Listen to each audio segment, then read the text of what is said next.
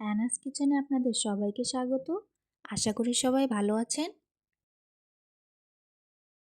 আজকে আমি নিয়ে এসেছি আপনাদের জন্য নিউ ইয়ার স্পেশাল চিংড়ির মালাইকারি। আমি আজকে 750 চিংড়ি মাছ ভালো করে ধুয়ে পরিষ্কার করে নুন হলুদ মাখিয়ে রেখে দিয়েছি। আজকে আমি ভীষণ সিম্পলভাবে মালাইকারিটা করে দেখাবো, কোনো রকম মশলা ছাড়া।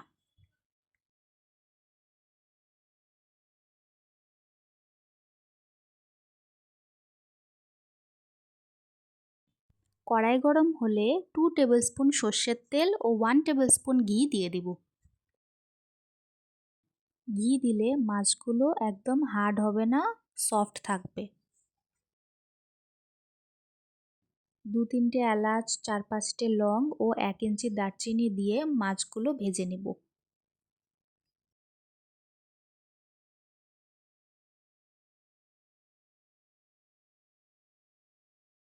আজকের রেসিপিটা যদি আপনাদের ভালো লাগে, আমার চ্যানেলটিকে লাইক, শেয়ার, সাবস্ক্রাইব করে আমার পাশে থাকবেন।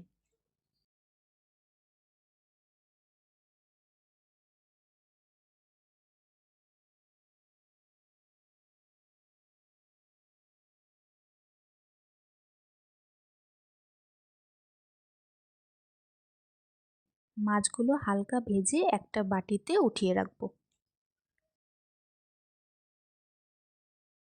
7-8টি কাঁচা লঙ্কা ও 25 গ্রাম পোস্ত আমি আলাদা করে বেটে রেখেছিলাম, সেটি এখন এই তেলের মধ্যে দিয়ে দিব।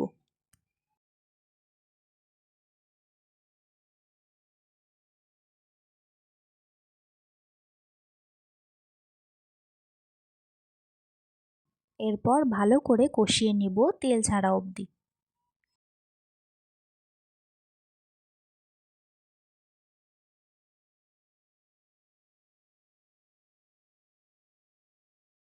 এখন 8-10টি কাজু বেটে রেখেছিলাম, সেটি এখন দিয়ে দিলাম।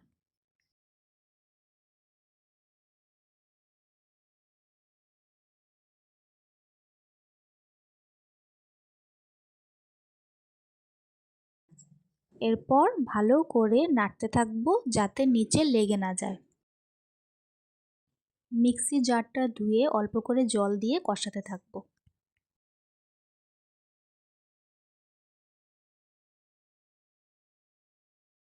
দেখুন কি সুন্দর তেল ছেড়ে এসেছে এখন।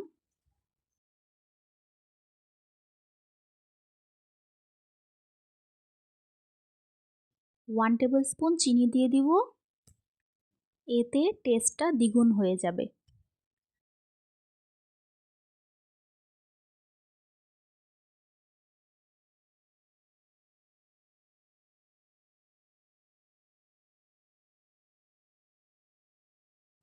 এরপর 1 কাপ কোকোনাট মিল্ক দিয়ে দিব।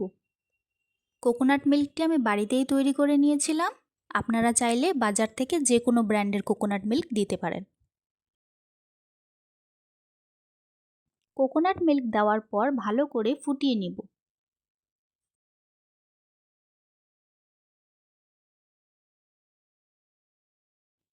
এখন 4-5টে কাঁচা লঙ্কা চিড়ে দিয়ে দিলাম।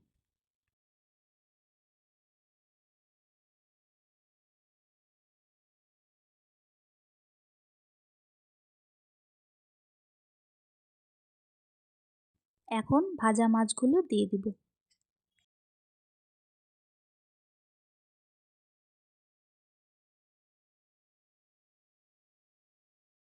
ভালো করে ফুটিয়ে নিলেই তৈরি হয়ে গেল আমাদের আজকের চিংড়ির মালাইকারি।